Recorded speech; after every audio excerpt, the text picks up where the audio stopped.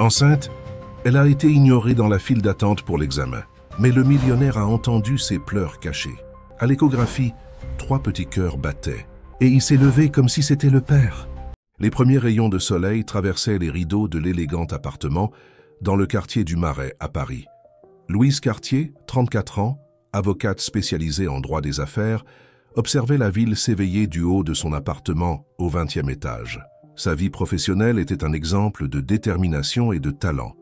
Diplômée avec mention de la Sorbonne, elle avait construit une carrière solide dans l'un des cabinets les plus prestigieux de la capitale française, Lemaître & Associés. Ce mardi matin, Louise avait une réunion importante avec un nouveau client, une multinationale intéressée par l'expansion de ses activités en France. Pendant qu'elle se préparait, elle admirait son reflet dans le miroir, cheveux noirs impeccablement lissés, peau mate claire, maquillage discret et le nouveau tailleur gris qu'elle avait acheté spécialement pour l'occasion. Son image transmettait exactement ce qu'elle voulait. Confiance, compétence et élégance. « C'est le grand jour, Louise. Tu as travaillé pour ça ?» murmura-t-elle à elle-même, ajustant le blazer parfaitement aligné sur ses épaules. Son téléphone sonna. C'était Marcel Aubry, son petit ami depuis presque 2 ans. Chirurgien à l'hôpital Saint-Antoine, Marcel représentait tout ce que Louise croyait être le partenaire idéal. Intelligent, ambitieux et, comme elle, passionné par sa carrière. « Bonjour, mon amour. Je t'appelle juste pour te souhaiter bonne chance pour la réunion. Je sais que tu vas impressionner tout le monde, dit-il avec la voix qui transmettait toujours de l'assurance. Merci, Marcel. Je suis confiante. On se voit ce soir pour célébrer? Bien sûr, j'ai réservé une table au Grand Véfour. J'ai une surprise pour toi.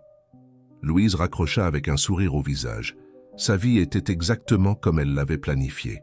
À 34 ans, elle était sur le point de devenir associée du cabinet, avait une relation stable avec un homme qui réussissait, et bientôt, elle pourrait commencer à penser à fonder une famille. Quelque chose qu'elle avait toujours remis au bon moment.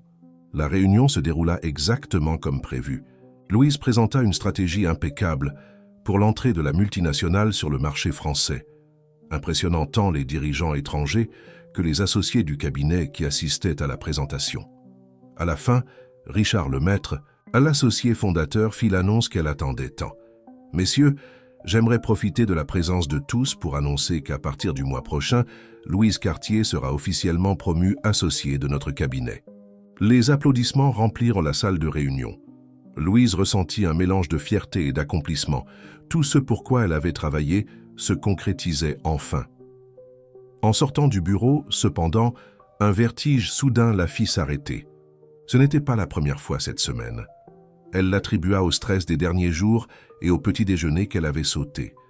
Elle décida de passer à une pharmacie avant de rentrer chez elle. Elle acheta un test de grossesse, plus par précaution que par réelle inquiétude. Après tout, ils avaient toujours été prudents. Dans son appartement, avant de se préparer pour le dîner avec Marcel, elle fit le test presque comme une formalité. À sa surprise, 2 traits apparurent clairement sur l'écran. « Ce n'est pas possible », murmura-t-elle, sentant son cœur s'accélérer. Elle répéta le test avec une 2e unité de la boîte. Le résultat fut le même. Enceinte. La nouvelle tomba comme une bombe dans son esprit soigneusement organisé. Ce n'était pas qu'elle ne voulait pas d'enfant, juste pas maintenant, pas quand elle venait d'être promue, pas quand sa carrière, que décollait enfin. Elle s'assit au bord du lit, essayant d'organiser ses pensées. Peut-être était-ce un signe. Elle et Marcel étaient ensemble depuis assez longtemps. Tous deux avaient des carrières stables. Qui sait si la surprise qu'il avait mentionnée ne serait pas une demande en mariage? L'idée la calma un peu. Ils avaient décidé d'attendre quelques années avant de penser aux enfants, mais les plans changent. Ils pourraient faire en sorte que ça fonctionne.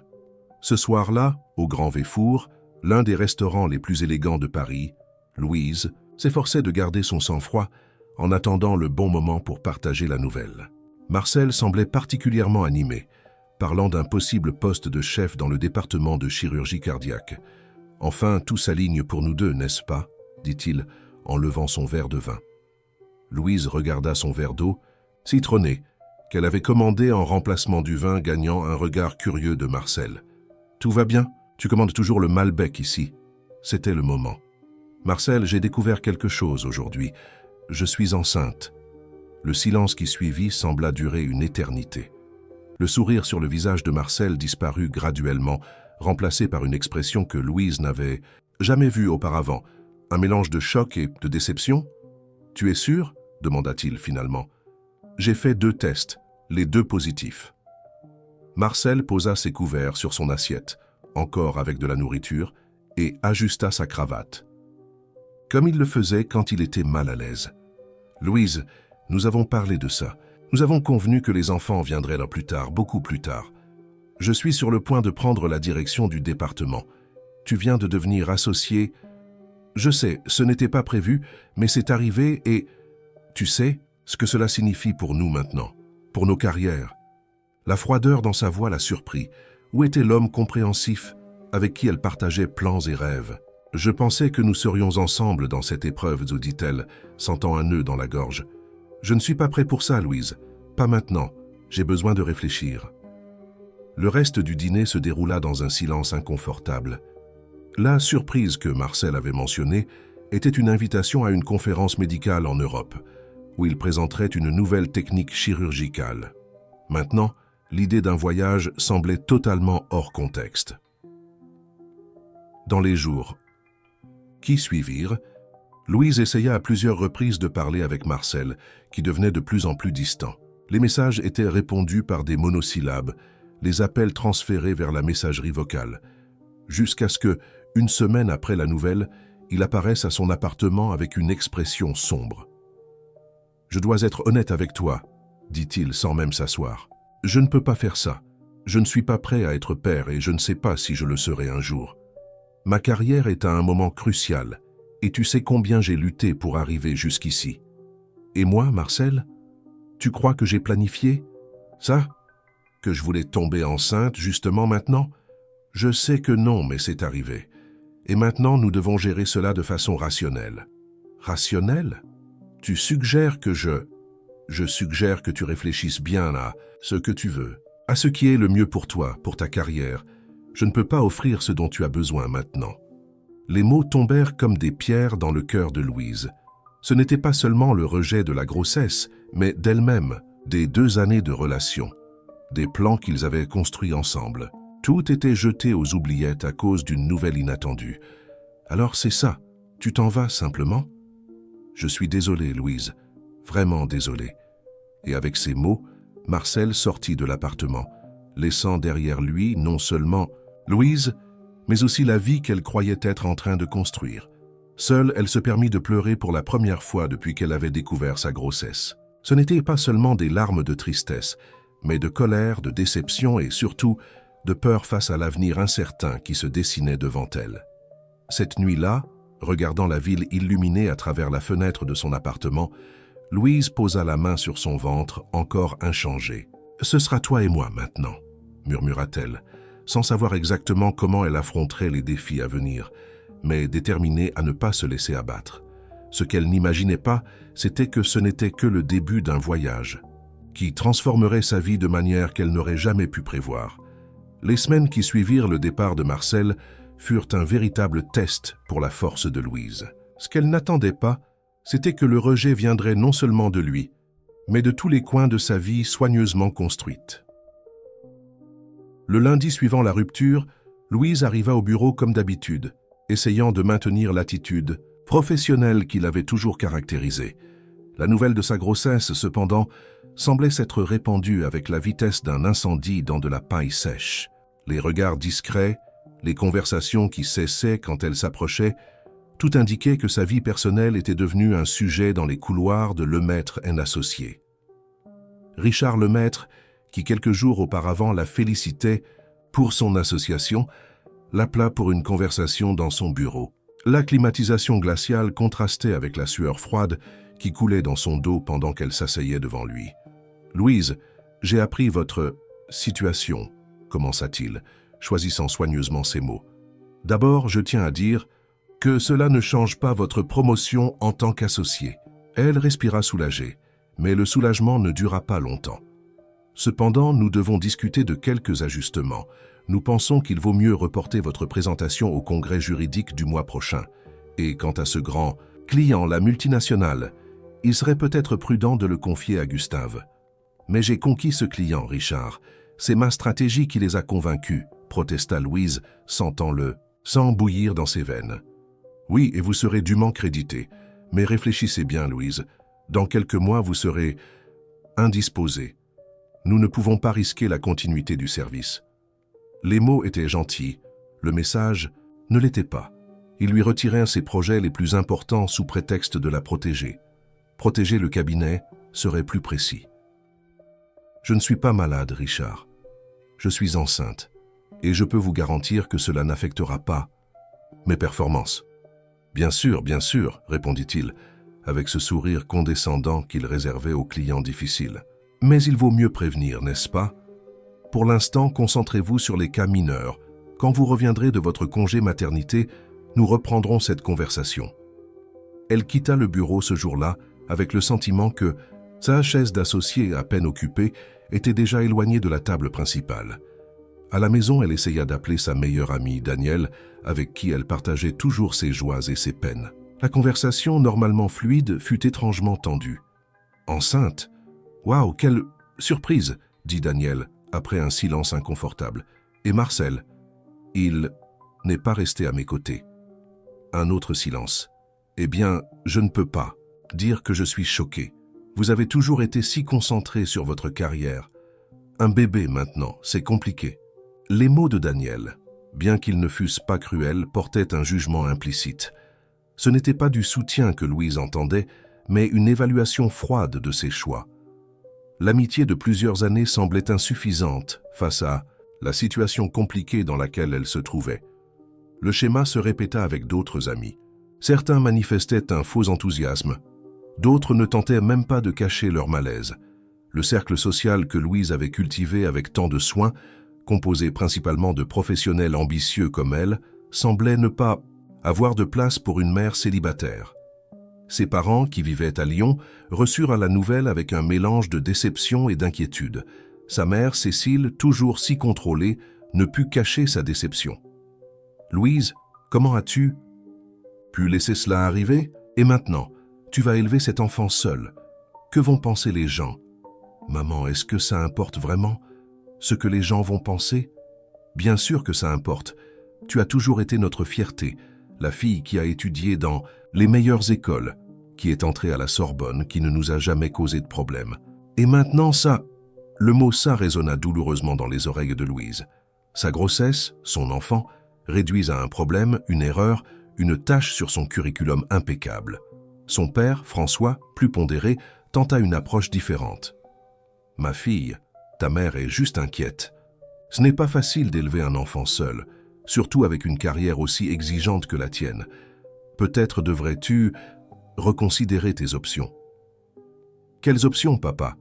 Tu suggères que j'interrompe la grossesse? » « Je suggère que tu penses à ton avenir, Louise, à l'avenir de cet enfant aussi. » La douleur de l'incompréhension familiale s'ajouta au rejet professionnel et social. Louise, qui s'était toujours enorgueillie de son indépendance, ne s'était jamais sentie aussi seule. Dans son appartement, regardant la ville qui ne dormait jamais, Louise réalisa à quel point Paris pouvait être paradoxalement solitaire. Des millions de personnes autour d'elle et aucune main tendue. La même société qui célébrait son succès professionnel la punissait maintenant pour sa grossesse, sans compagnon à ses côtés. Les nuits étaient les pires. Allongée dans le lit qu'elle partageait autrefois avec Marcel, ses pensées oscillaient entre détermination et désespoir. L'avenir, qui semblait auparavant si clair et prometteur, se présentait maintenant comme un chemin nébuleux et plein d'obstacles. Au travail, la situation empirait chaque jour.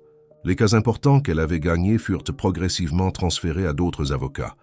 Ses opinions, autrefois si valorisées, étaient maintenant poliment écoutées et discrètement ignorées. C'était comme si sa compétence avait été aspirée par le même test de grossesse qui avait marqué positif. « Tu vas bien, Louise? Tu sembles fatiguée » commenta Gustave, le collègue qui avait hérité de son principal client, avec une fausse préoccupation. « Je vais très bien », répondit-elle sèchement, sachant que tout signe de faiblesse serait utilisé contre elle.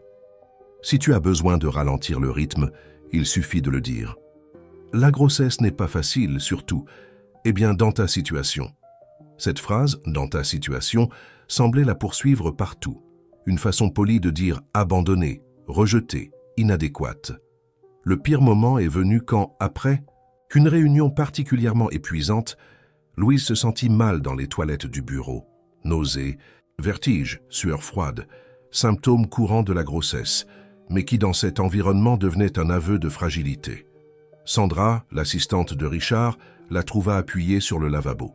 « Tu ne devrais pas être ici dans cet état, dit-elle, avec une préoccupation qui sonnait plus comme une censure. Je vais appeler un taxi pour toi. Ce n'est pas nécessaire, je vais bien. C'était juste un malaise passager. J'insiste, Richard ne voudrait pas d'un incident au bureau. » L'incident auquel Sandra se référait était clair.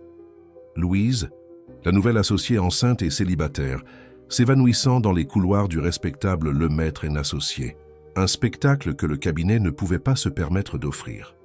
À la maison, après une autre journée de regards de travers et de mots non dits, Louise s'effondra finalement. Les larmes qu'elle retenait depuis des semaines vinrent comme un orage d'été, intense et écrasant. Elle pleura pour l'enfant qu'elle portait, pour la carrière qu'elle voyait menacée, pour l'amour qu'elle croyait avoir trouvé en Marcel, pour l'amitié qui s'était révélée superficielle, pour le soutien familial qui n'était pas venu.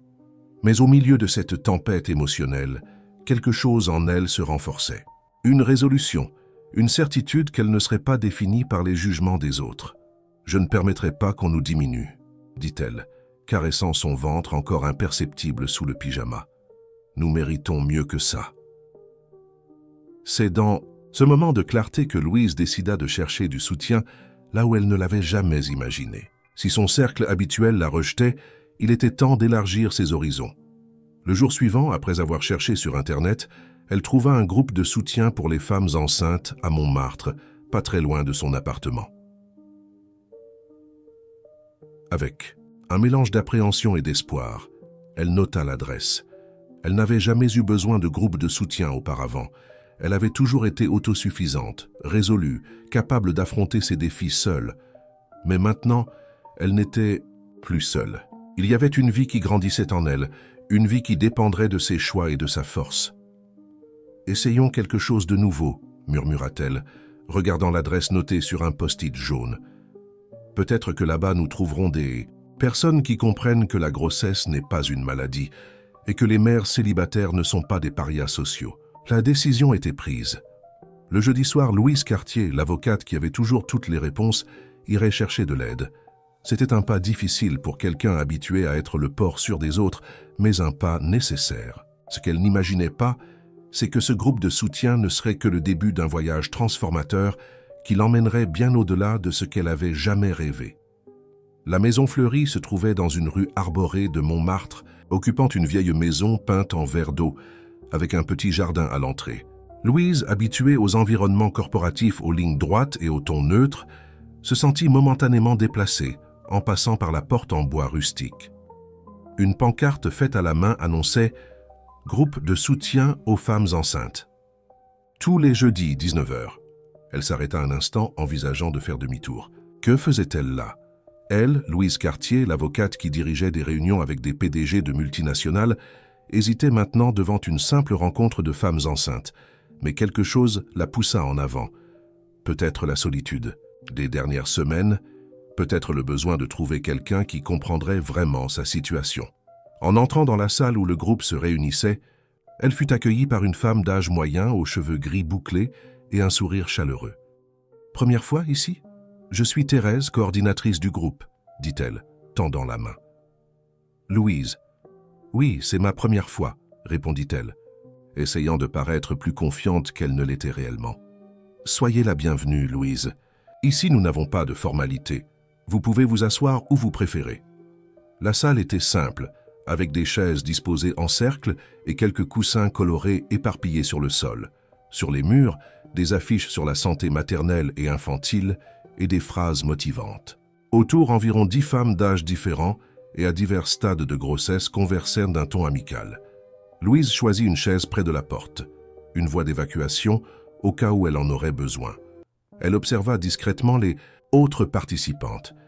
Il y avait quelque chose de différent dans cet environnement, quelque chose qu'elle ne pouvait pas identifier immédiatement. Puis elle réalisa, c'était l'absence de jugement. Personne ne la regardait avec pitié ou désapprobation. Personne ne chuchotait quand elle s'approchait. Thérèse commença la réunion par une brève méditation, suivie d'un tour de présentation. Quand vint son tour, Louise hésita. « Je m'appelle Louise, j'en suis à 8 semaines.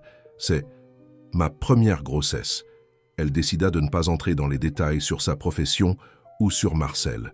Là, elle réalisa, ce n'était pas important ce qu'elle faisait pour gagner sa vie ou le statut de sa relation. Ce qui importait était la vie qui grandissait en elle. Après les présentations, une jeune femme aux cheveux crépus attachés en chignon haut se leva pour partager son expérience. Juliette, 25 ans, enceinte de 7 mois. Quand j'ai découvert que j'étais enceinte, mon petit ami a dit qu'il n'était pas prêt. Mes parents voulaient que je retourne à Nancy. J'ai perdu mon emploi au 3e mois parce que les nausées étaient insupportables. J'ai pensé que ma vie était finie, raconta-t-elle, caressant son ventre volumineux. Mais alors j'ai trouvé ce groupe. J'ai trouvé du soutien, de l'information, de l'amitié. J'ai découvert que je n'étais pas seule et qu'être une mère, cela ne signifie pas être moins capable ou moins digne. Les mots de Juliette résonnèrent profondément en Louise. C'était exactement ainsi qu'elle se sentait, comme si sa vie, soigneusement planifiée, s'était effondrée. Comme si, soudain, elle était moins capable, moins digne. D'autres femmes partagèrent leurs histoires. Certaines avaient des partenaires présents, d'autres affrontaient la maternité seules. Certaines en étaient à leur première expérience. Comme Louise, d'autres avaient déjà des enfants. Le dénominateur commun était la vulnérabilité transformée en force collective. Lorsque la réunion formelle se termina, les femmes se divisèrent en petits groupes, conversant et partageant des expériences tout en prenant du thé et mangeant des biscuits. Louise était sur le point de dire au revoir quand une voix familière la surprit. « Louise, Louise Cartier, je n'y crois pas. » Elle se retourna pour trouver un visage qu'elle n'avait pas vu depuis des années, mais qu'elle reconnaîtrait n'importe où. René Dupont, sa camarade de faculté. Les mêmes yeux expressifs, le même sourire franc, bien que quelques rides marquaient déjà le contour de ses yeux. « René, qu'est-ce que tu fais ici ?»« Je suis bénévole, » répondit-elle, pointant vers le badge qui portait le logo de la Maison Fleury. « J'offre un soutien juridique aux femmes enceintes. Et toi, je ne t'aurais jamais imaginé dans un endroit comme celui-ci. » Il y avait une note de surprise authentique dans la voix de René. Après tout, à la faculté, Louise était connue pour son ambition inflexible, pour placer sa carrière au-dessus de tout. « Je suis enceinte », répondit-elle simplement, surprise par la facilité avec laquelle les mots sortirent. À la maison, Fleury, sa grossesse n'était pas un problème à expliquer ou à justifier. C'était simplement un fait. « Waouh, félicitations! Combien de temps ?»« 8 semaines. C'est très récent. Et comment ça se passe pour toi? Dans le cabinet où tu travailles ?» Louise hésita. Elle ne voulait pas transformer ses retrouvailles en une session de lamentation. Mais il y avait quelque chose dans le regard de René, une compréhension intuitive qui lui fit baisser sa garde. Ce n'est pas facile. Le père n'a pas voulu assumer. Le cabinet m'écarte progressivement des grandes affaires.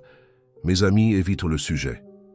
Parfois, je me sens comme si j'avais une maladie contagieuse, pas une vie qui grandit en moi. René acquiesça, compréhensive. Je sais exactement comment c'est. J'ai vécu ça il y a 6 ans. Tu as un enfant?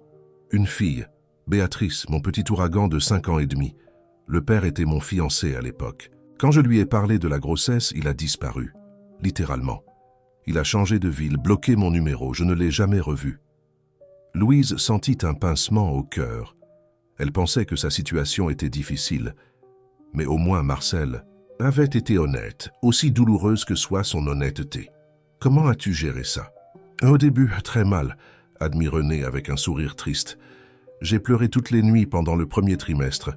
J'ai pensé à toutes les possibilités, y compris ne pas poursuivre la grossesse. Mais alors j'ai décidé que, avec ou sans père, cet enfant était ma responsabilité et ma famille. Et ta carrière, tu as toujours été si brillante en droit civil.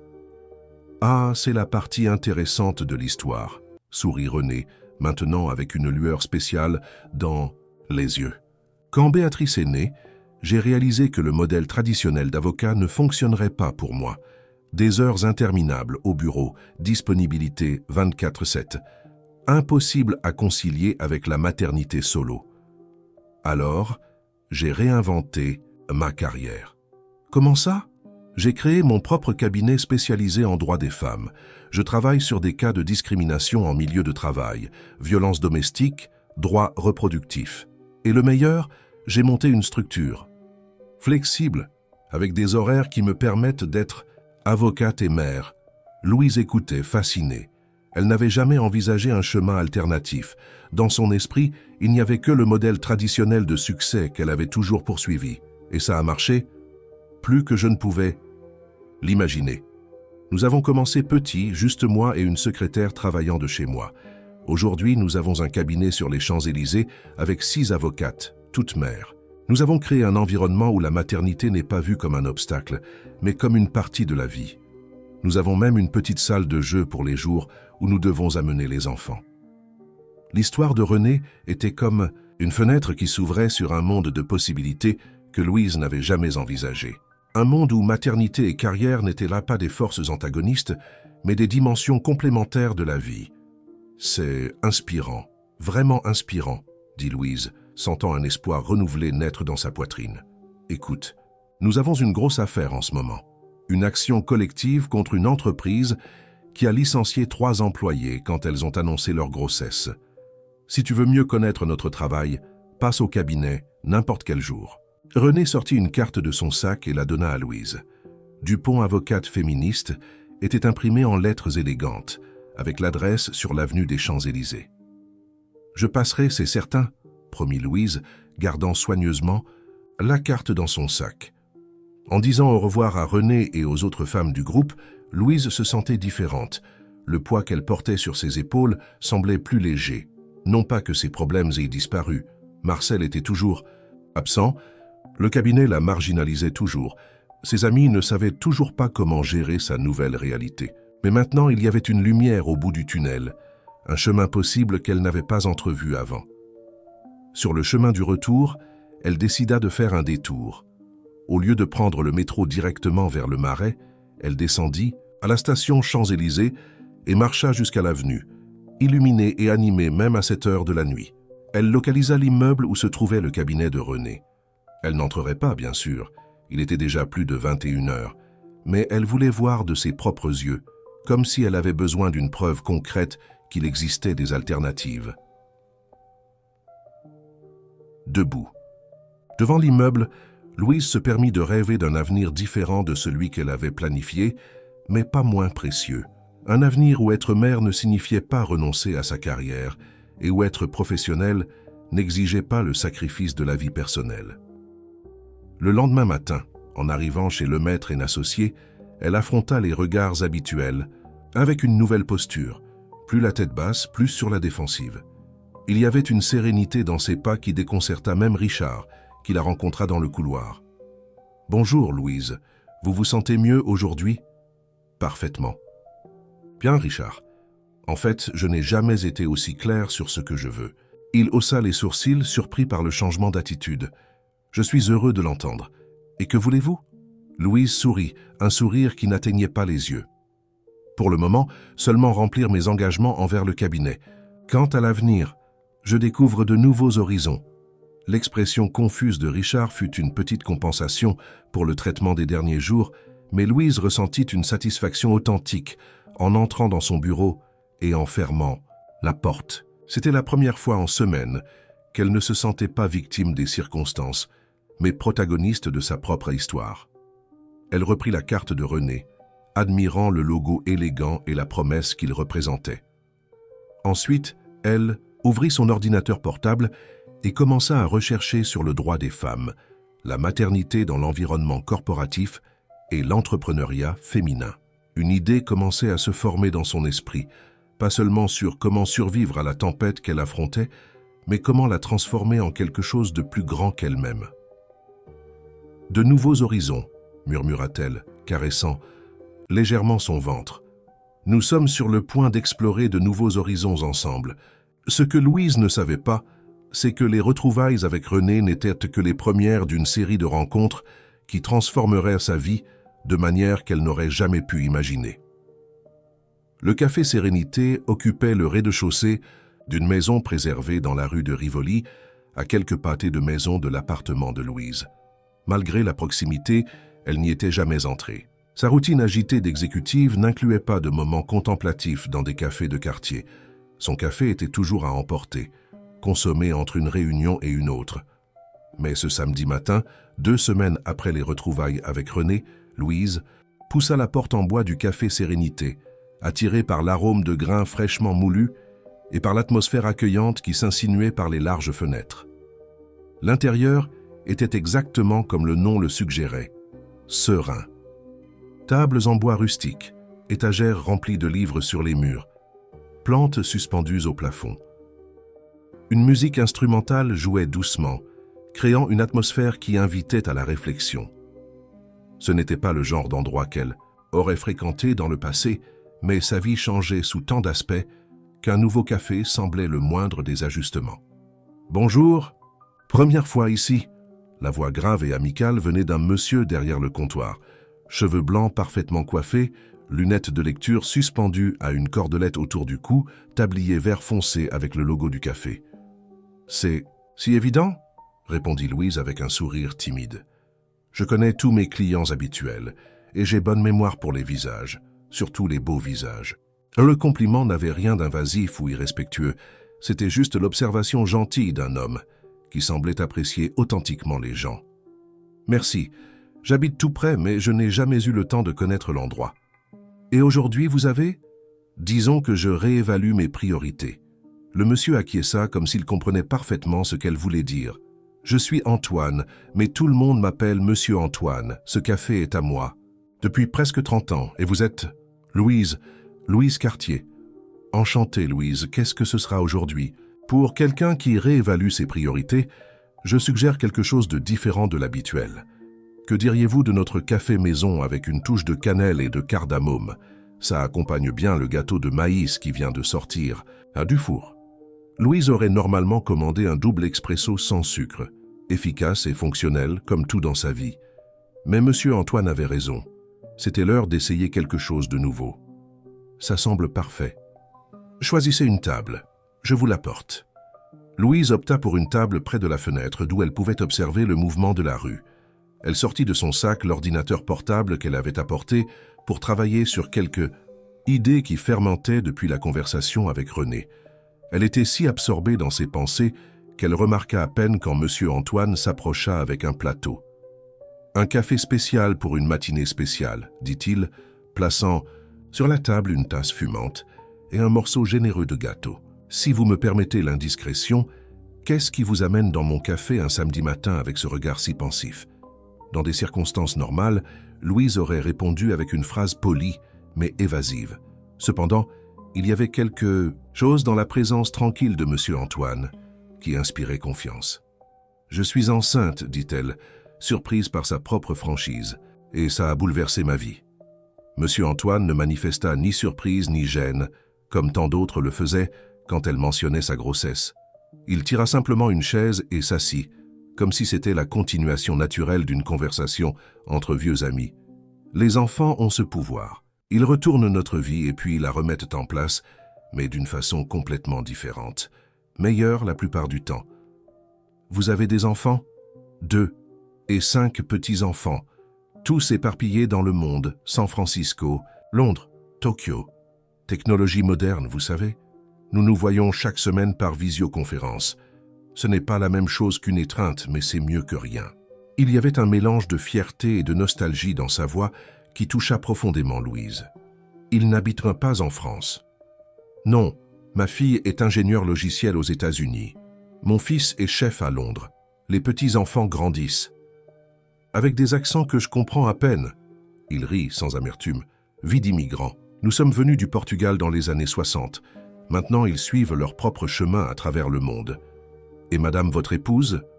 Un voile de tristesse passa brièvement dans les yeux de Monsieur Antoine. Hélène nous a quittés, il y a 8 ans. Cancer, c'était rapide au moins. Je suis désolé. Moi aussi. Tous les jours. Mais elle est ici, dit-il, pointant vers son cœur. Et dans ce café, c'était son idée, vous savez. Quand nous sommes arrivés à Paris, nous travaillions dans une boulangerie à Belleville. Elle disait toujours qu'un jour nous aurions notre propre affaire. Quand nous y sommes parvenus, elle a choisi le nom. Sérénité, a-t-elle dit, parce qu'au milieu de l'agitation de la ville, les gens ont besoin d'un endroit serein pour respirer. Louise prit une gorgée de café, appréciant la saveur complexe rehaussée par les épices. Elle avait raison, cet endroit a une âme. Merci. Et vous, Louise, vous cherchez aussi un peu de sérénité au milieu de la tempête? Je crois que oui. Ma vie a complètement changé en quelques semaines. Le père du bébé s'est éloigné. Mon travail au cabinet d'avocat est en danger. Mes amis savent à peine comment agir près de moi. C'est difficile quand les personnes qui devraient nous soutenir sont les premières à tourner le dos. Exactement. Mais j'ai rencontré une ancienne camarade de faculté récemment. Elle a vécu quelque chose de similaire et a créé son propre chemin. Elle a un cabinet d'avocats orienté vers les causes féminines. Ça m'a fait réfléchir. À suivre ses pas? Louise hésita. C'était la première fois qu'elle verbalisait la pensée qui germait dans son esprit. Peut-être, ou peut-être quelque chose de différent, mais dans la même ligne. Quelque chose qui aide les femmes qui traversent ce que je traverse, qui transforme mon expérience en quelque chose d'utile pour d'autres personnes. Monsieur Antoine sourit, et il y avait une lueur d'approbation dans ses yeux. Vous savez que disait Hélène? Les plus grandes transformations naissent des plus grandes difficultés. Quand un tremblement de terre ébranle nos fondations, nous avons la chance de reconstruire quelque chose de plus fort, de plus authentique. Ces mots semblaient faits sur mesure pour le moment que Louise vivait. Elle prit une autre gorgée de café, sentant une clarté qu'elle n'avait pas expérimentée depuis des semaines. Le difficile est de savoir par où commencer. Par le début, naturellement, répondit monsieur Antoine avec un sourire tranquille. Et le début est toujours une question simple. Qu'avez-vous à offrir que personne d'autre ne peut? Louise réfléchit un moment. Mon expérience en droit des affaires, mon réseau de contacts, ma connaissance de comment fonctionnent les grandes entreprises et comment elles discriminent. Cela me semble un excellent point de départ. La conversation s'écoula naturellement vers d'autres sujets, livres, musique, l'histoire du quartier. Quand Louise consulta sa montre, elle fut surprise de voir que 2 heures étaient passées. Son ordinateur portable était resté fermé, mais elle ne le regrettait pas. Cette conversation inattendue avec un gentil inconnu avait été plus éclairante que n'importe quelle recherche qu'elle aurait pu faire. « Je dois y aller. J'ai une consultation médicale dans 1 heure. Combien je vous dois pour le café et le gâteau ?»« Rien. Première visite aux frais de la maison. »« Mais... » »« Pas de mais. Promettez simplement que vous reviendrez. » Ce vieil. Homme apprécie une bonne conversation. Et les bonnes converseuses deviennent rares en ces temps d'écran et de messages textes. Je reviendrai, c'est certain. Merci, monsieur Antoine, pour tout.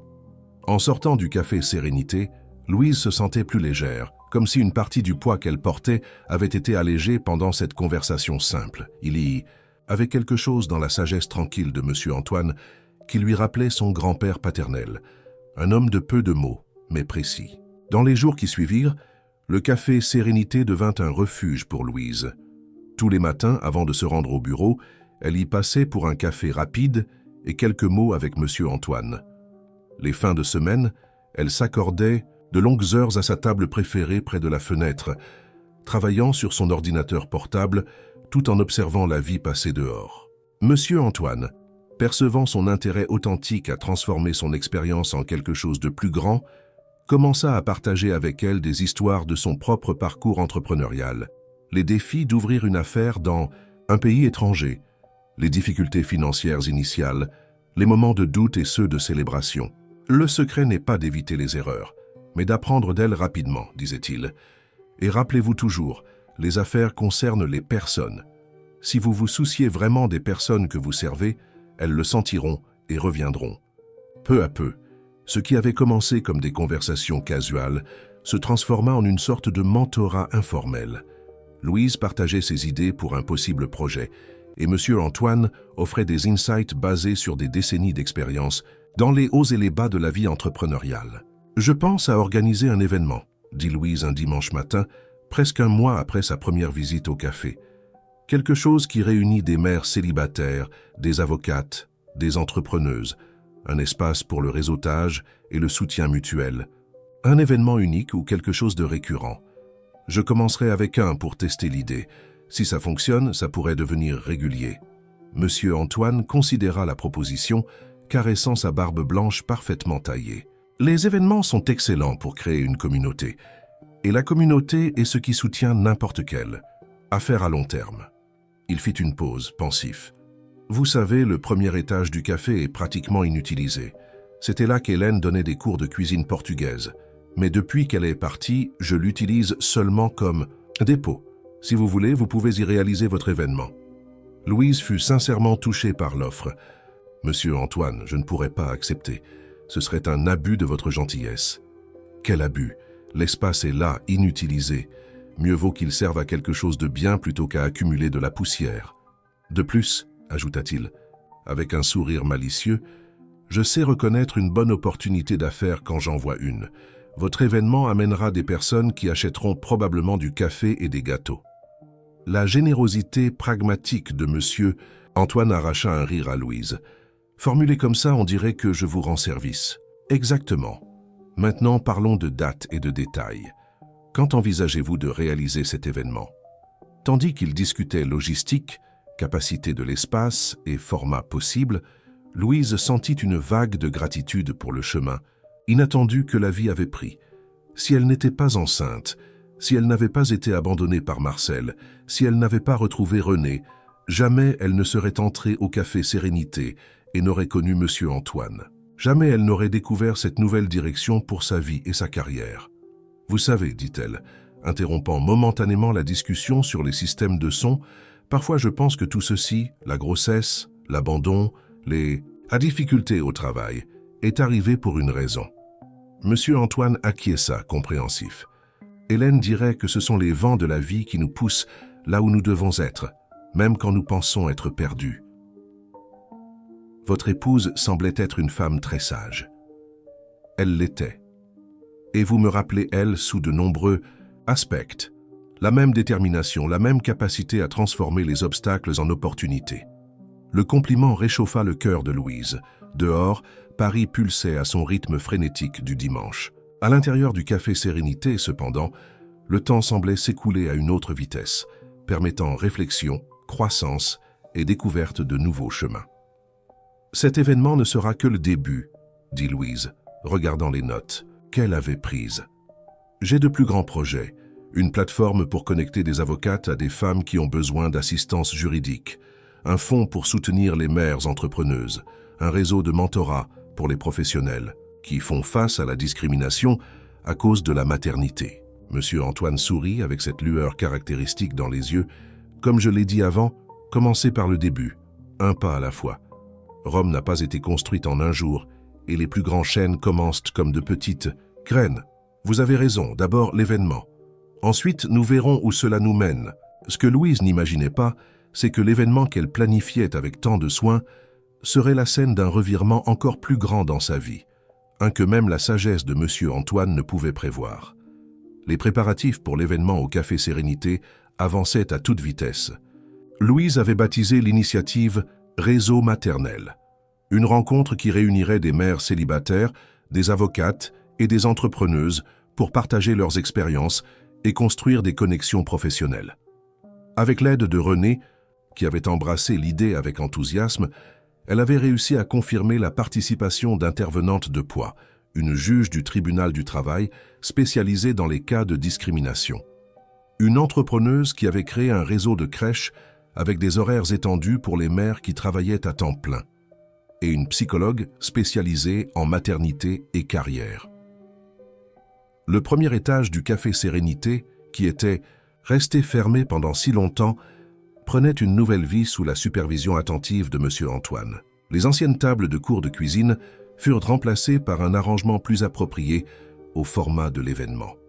Les murs, autrefois un peu défraîchis, reçurent une nouvelle couche de peinture en ton doux de vert d'eau, la même couleur que la façade, créant une identité visuelle pour l'espace.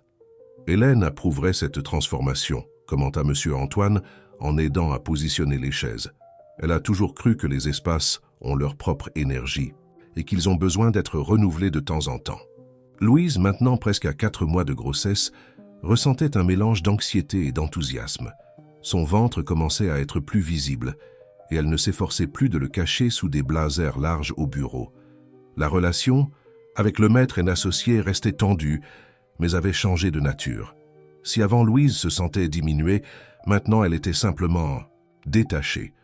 Elle remplissait ses obligations avec la même excellence qu'auparavant, mais son cœur et sa créativité étaient investis dans le projet du réseau maternel. À la maison, la veille de la consultation qui révélerait le sexe du bébé, Louise préparait les derniers détails pour l'événement quand le téléphone sonna. C'était Daniel, son ancienne meilleure amie, qui avait pratiquement disparu depuis l'annonce de la grossesse. « Salut, Dani », répondit Louise, sans pouvoir cacher la surprise dans sa voix. « Louise, ça fait longtemps. Comment vas-tu » Il y avait un ton étrange dans la voix de Daniel, un mélange d'embarras et de curiosité. « Je vais bien, occupé mais bien. Et toi ?»« Moi aussi. Écoute, j'ai entendu parler de ton événement. Le réseau maternel. Ça a l'air intéressant. » Louise resta momentanément sans voix. Elle n'avait pas largement diffusé l'événement. Les places avaient été rapidement remplies via le groupe de femmes enceintes et le réseau de contacts de René. « Comment l'as-tu su ?»« Paris est plus petit qu'il n'y paraît, non ?» Une amie de la salle de sport connaît René et l'a mentionné. Je voulais savoir s'il y a encore des places. L'hésitation était perceptible dans la voix de Daniel. Louise ressentit une pointe de douleur en se rappelant comment l'amie s'était éloignée justement quand elle avait le plus besoin de soutien. Mais elle ressentit aussi quelque chose d'inattendu, de la compassion. Peut-être que Daniel regrettait, sincèrement. « Les inscriptions sont déjà closes, mais je peux faire une exception pour toi. Après tout, nous avons été amis pendant si longtemps. » « Merci, Lou. Je sais que je n'ai pas été la meilleure amie ces derniers mois. C'est que... Eh bien, ça a été un choc. Tu as toujours été si concentré sur ta carrière, si déterminé. À ne rien laisser perturber tes plans. Quand j'ai appris ta grossesse, je n'ai pas su comment réagir. Moi non plus, Dani. Ça a été un choc pour moi aussi, mais j'apprends à adapter mes plans, pas à les abandonner. » La conversation se poursuivit quelques minutes, avec Daniel manifestant un intérêt authentique pour les nouveaux projets de Louise. En raccrochant, Louise réalisa que, malgré la douleur initiale, elle ne gardait pas de ressentiment. La grossesse lui enseignait une leçon précieuse sur le pardon et sur la façon dont les relations peuvent évoluer dans des directions inattendues. Le lendemain matin, Louise se réveilla avec une anxiété presque enfantine. C'était le jour de l'échographie morphologique, l'examen qui révélerait non seulement le sexe du bébé, mais confirmerait que tout allait bien avec son développement. Elle avait pris rendez-vous dans une clinique de pointe, dans le quartier de Saint-Germain-des-Prés, recommandée par la docteure Patricia, son obstétricienne. « Nerveuse ?» demanda la médecin en la trouvant dans la salle d'attente. « Un peu, je suppose. Que c'est normal, n'est-ce pas? Complètement normal. Mais ne vous inquiétez pas, je suis là pour répondre à toutes vos questions. » La salle d'examen était accueillante, avec des lumières douces et un grand écran positionné de façon à ce que Louise puisse voir clairement les images. Elle s'allongea sur la table d'examen, sentant le gel froid sur son ventre, tandis que la docteure Patricia positionnait la sonde. « Voyons comment va ce bébé », murmura la médecin, concentrée sur l'écran. Les premiers sons remplirent la salle, le battement cardiaque rapide et fort que Louise connaissait déjà des consultations précédentes. L'image, cependant, semblait confuse pour ses yeux inexpérimentés. « Intéressant », commenta la docteure Patricia, ajustant l'équipement. « Tout va bien ?» demanda Louise, sentant un frisson dans le ventre qui n'avait rien à voir avec le gel. « Là. » Médecin sourit, rassurante. « Tout va parfaitement bien. J'essaie juste de confirmer quelque chose. Quelques mouvements de plus avec la sonde, quelques ajustements supplémentaires sur la machine, puis la docteure Patricia se tourna vers Louise avec une expression qui mêlait surprise et joie. « Louise, j'ai une nouvelle importante. Nous ne voyons pas qu'un seul bébé ici. »« Comment ça? Je ne comprends pas. Vous attendez des triplés. » Le monde sembla tourner autour de Louise. Des triplés, 3 bébés, son esprit, toujours si rapide pour traiter des informations, complexe dans des affaires juridiques, semblait incapable d'assimiler cette simple phrase. « Vous êtes sûr ?» La docteure Patricia pointe à l'écran, indiquant 3 formes distinctes. « Absolument. Regardez ici, ici et ici. 3 bébés séparés, chacun avec son propre placenta. Cela signifie que ce sont des triplés fraternels, comme si c'était 3 frères et sœurs qui se trouvaient être conçus en même temps. » Louise observait l'écran, émerveillée et terrifiée simultanément. 3 battements cardiaques, 3 petites vies grandissant en elle, 3 fois plus de responsabilités, 3 fois plus d'amour, 3 fois plus de... Kadhafi, ne sais pas quoi dire. C'est toute une nouvelle, je sais. Les triplés spontanés sont assez rares, environ 1 sur 8000 grossesses. Votre grossesse est maintenant considérée à haut risque, mais ne vous effrayez pas de ce terme. Cela signifie simplement que nous ferons un suivi plus rapproché. Les mots de la médecin semblaient venir de très loin. L'esprit de Louise tournait dans un tourbillon de pensées. Comment s'occuperait-elle de 3 bébés seuls? Comment subviendrait-elle aux besoins de 3 enfants? Où les logerait-elle dans son appartement de 2 chambres? Et le sexe? Demanda-t-elle presque automatiquement, s'accrochant à une question simple pour ne pas se perdre dans le tsunami de questions plus complexes. Nous avons 2 filles et un garçon. Tous parfaitement en bonne santé, avec un développement adéquat pour l'âge gestationnel. 2 filles et un garçon. 3 enfants. La réalité commençait lentement à s'installer. En sortant de la clinique, Louise marchait comme si elle était en transe. 3 copies de l'examen dans son sac, 3 battements cardiaques résonnant dans sa mémoire. Instinctivement, elle se dirigea vers le café Sérénité. Elle avait besoin de la sagesse tranquille de Monsieur Antoine. Le café était relativement vide à cette heure de la matinée. Monsieur Antoine servait un client au comptoir, mais en voyant Louise, il remarqua immédiatement que quelque chose avait changé. « Des nouvelles de l'échographie ?» demanda-t-il quand elle s'approcha. « Des triplés », répondit Louise, le mot sonnant encore étrange sur ses lèvres. « J'attends des triplés. » Les yeux de Monsieur Antoine s'écarquillèrent un moment, mais bientôt son visage s'ouvrit en un sourire chaleureux. « Dieu écrit droit avec des lignes courbes, n'est-ce pas?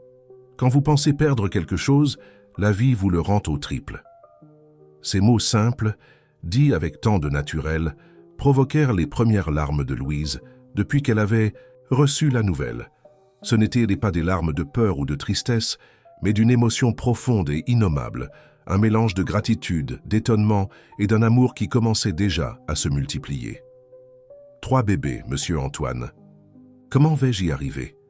De la même façon que vous gérez tout dans la vie, un jour à la fois, avec courage et adaptabilité. Il fit une pause, lui servant une tasse de tisane à la camomille qu'elle n'avait pas commandée, mais dont il avait intuitivement senti qu'elle avait besoin.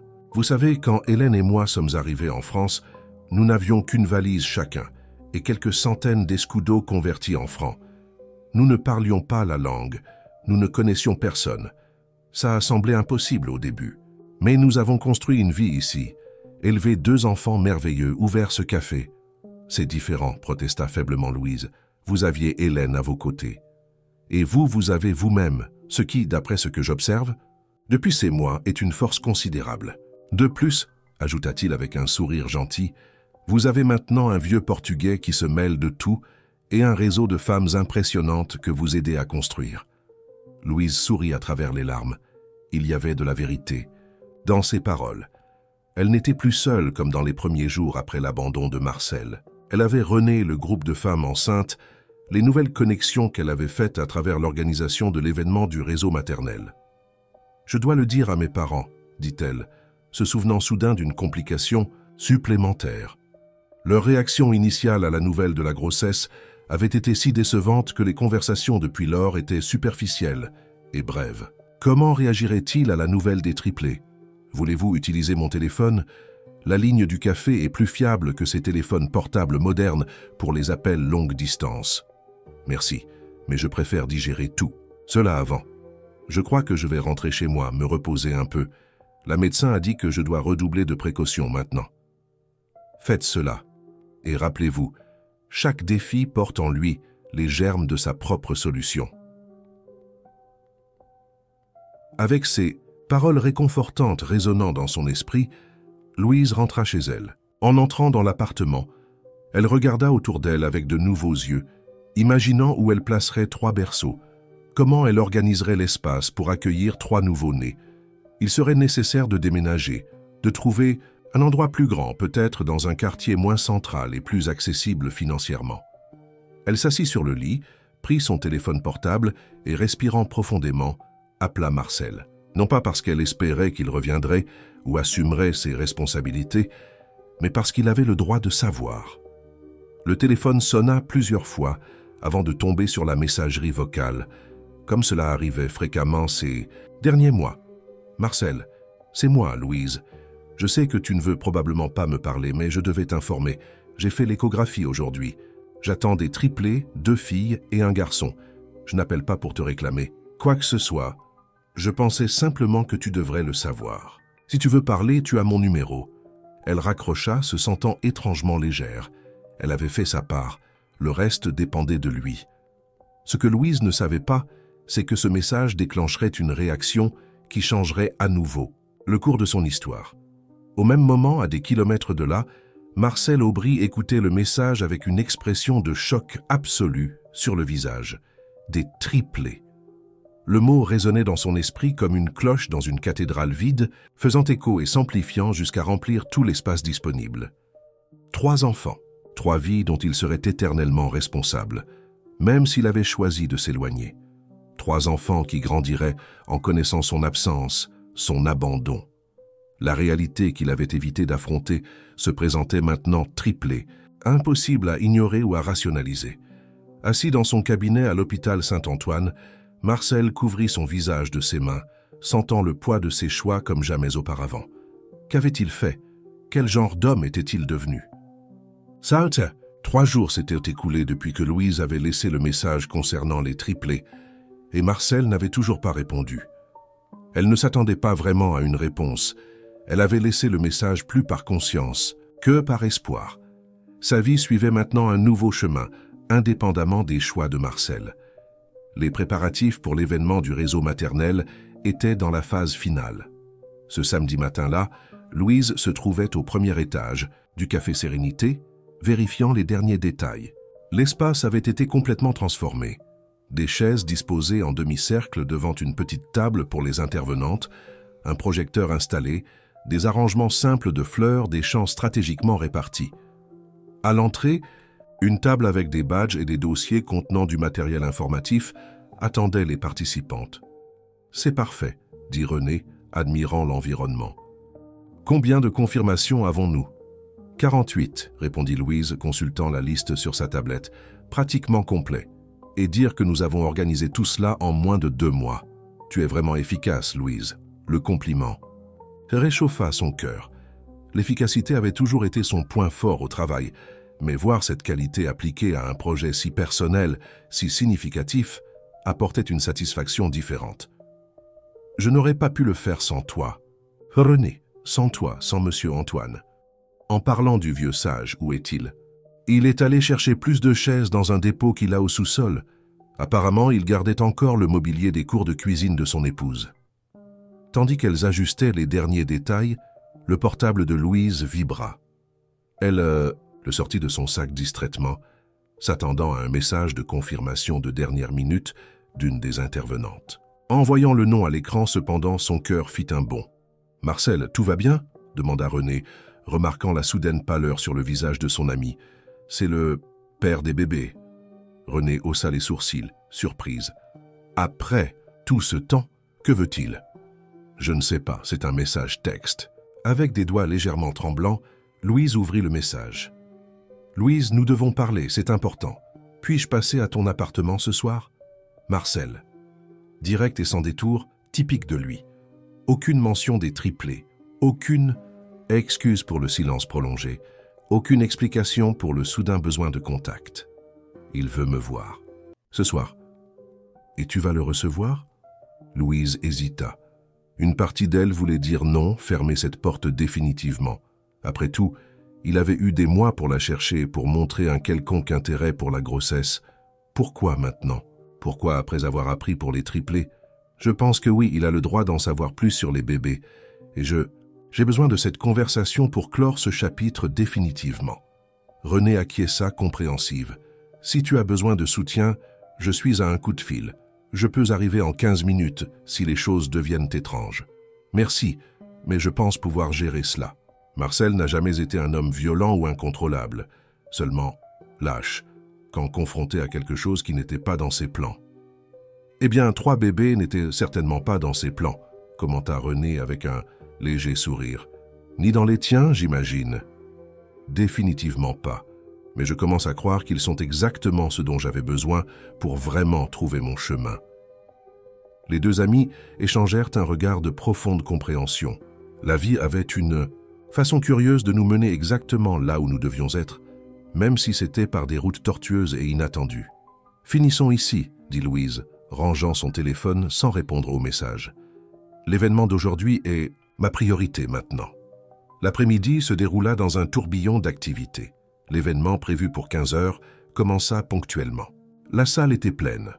Outre les 48 inscrites, quelques invités de dernière minute se serraient sur des chaises supplémentaires fournies par M. Antoine. Le public était diversifié. Des mères célibataires à différents stades de la maternité, depuis des femmes enceintes comme Louise, jusqu'à des femmes avec des enfants adolescents, des avocates intéressées par les causes féminines, des entrepreneuses curieuses du concept d'entreprise à impact social. Louise, vêtue d'une robe ample qui accommodait confortablement son ventre de 4 mois, maintenant plus proéminent, en raison des triplés, ouvrit l'événement avec un bref discours sur son propre parcours. « Il y a 4 mois, quand j'ai découvert que j'étais enceinte, j'ai senti comme si le monde s'écroulait sur ma tête. J'ai perdu le soutien du père, de mes enfants. J'ai vu ma carrière menacée, j'ai senti le jugement voilé d'amis et de famille. Ce fut le moment le plus solitaire de ma vie. Un silence attentif remplissait la salle. De nombreuses têtes acquiesçaient en signe de reconnaissance. Mais alors, quelque chose a commencé à changer. J'ai trouvé un groupe de soutien pour femmes enceintes. J'ai retrouvé une amie de faculté qui avait traversé une situation similaire. J'ai rencontré un mentor inattendu, dit-elle avec un sourire en direction de M. Antoine, qui observait fièrement depuis le fond de la salle. Et j'ai réalisé que ce qui semblait être une fin était en réalité un commencement. Un commencement difficile, effrayant mais aussi plein de possibilités. En parlant, Louise sentait une confiance croissante. Elle n'était plus la femme dévastée des premiers jours après l'abandon de Marcel. Elle était une femme en pleine transformation, construisant quelque chose de significatif à partir de sa propre douleur. Le réseau maternel naît de cette compréhension que les moments de crise peuvent être des catalyseurs de changements positifs, surtout quand nous ne sommes pas seuls. Notre objectif est de créer une communauté de soutien mutuel où connaissances, expériences et opportunités peuvent être partagées entre femmes qui affrontent des défis similaires. Les applaudissements qui suivirent furent chaleureux et sincères. Louise présenta ensuite les intervenantes, donnant le coup d'envoi d'un après-midi de discussions riches et de connexions significatives. Pendant la pause café, servie par M. Antoine et 2 employés du café, Louise circulait parmi les participantes, absorbant les retours, échangeant des contacts, écoutant des histoires qui faisaient écho à sa propre expérience. Elle était si absorbée qu'elle ne remarqua presque pas la silhouette qui observait discrètement depuis l'escalier. Daniel, son ancienne meilleure amie, qui était arrivé en retard et avait assisté à sa présentation avec une expression de surprise et d'admiration. « Lou, c'était incroyable », dit Daniel quand elles réussirent finalement à avoir un moment seul. « Tu es rayonnante. » « Merci, Dani. Je suis encore en train de digérer tout ça, mais pour la première fois, depuis des mois, je sens que je suis sur la bonne voie. Je suis désolé de ne pas avoir été à tes côtés depuis le début. J'ai été une amie horrible. Ne t'inquiète pas pour ça. Chacun réagit comme il peut face à des situations inattendues. L'important, c'est que tu sois là, maintenant. » Et ces saintes deux s'embrassèrent, scellant une réconciliation que quelques semaines auparavant, Louise aurait considérée comme improbable. Un pont de plus reconstruit, une relation de plus transformée par le voyage qu'elle vivait. L'événement se prolongea jusqu'au début de la soirée, se terminant par une séance de réseautage où les participantes partageaient contacts et idées pour de futures collaborations. Quand la dernière invitée partit, Louise s'effondra sur une chaise, épuisée mais profondément satisfaite. « Ce fut un succès absolu », déclara Renée, s'asseyant à ses côtés. « Nous avons déjà des demandes pour une deuxième édition. Et pour élargir le format, ajouta M. Antoine, les rejoignant avec une bouteille de mousseux sans alcool et 3 flûtes. 2 dames m'ont demandé si l'espace serait disponible pour des ateliers réguliers. On dirait que nous avons une entreprise qui naît ici, sourit Louise, acceptant la flûte qu'il lui offrait. Au réseau maternel, proposa René, levant son verre, et à sa fondatrice visionnaire. Et au triplé, compléta M. Antoine avec un sourire chaleureux, les catalyseurs de cette révolution. Tandis qu'il trinquait, Louise sentit une vague de gratitude. Au milieu de toutes les incertitudes, une chose était claire, elle n'était plus seule. Elle avait construit autour d'elle un réseau de soutien authentique, de personnes qui croyaient en elle et en sa vision. En rentrant chez elle ce soir-là, la réalité de la visite imminente de Marcel revint peser sur ses pensées. Que voulait-il? Pourquoi maintenant? Elle était préparée à tous les scénarios, depuis une demande formelle de rapprochement jusqu'à une tentative de négocier une sorte d'accord légal concernant les enfants. Ce à quoi elle ne s'attendait pas, cependant, c'est ce qu'elle trouva en arrivant à son immeuble. Marcel était assis dans le hall d'entrée, visiblement mal à l'aise sous le regard méfiant du gardien. En la voyant, il se leva immédiatement, une expression indéniable de choc en remarquant son ventre. « Louise, tu aurais pu attendre que je réponde à ton message, dit-elle, gardant la voix calme mais ferme. Je n'ai pas confirmé que je serais chez moi ce soir. Je sais, pardonne-moi, mais je devais te voir, je devais confirmer. Confirmer quoi? La grossesse? Les triplés? Tu as pensé que je mentais? Il semblait sincèrement gêné. Non, ce n'est pas ça.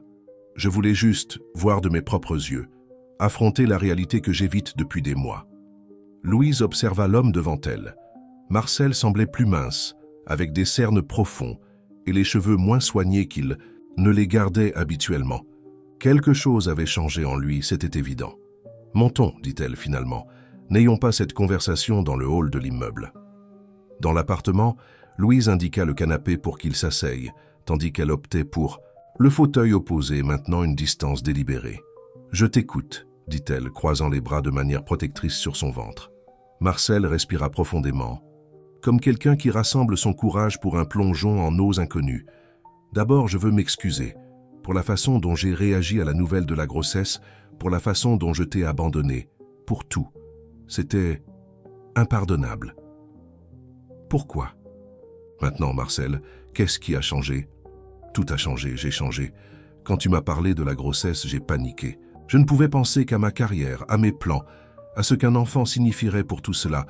J'ai été égoïste et lâche, je le sais.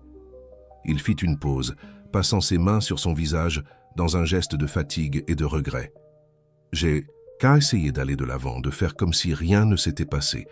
Je me suis plongé dans le travail comme jamais auparavant, mais je n'arrivais pas à arrêter de penser à toi, au bébé, et puis est venu ton message sur les triplés.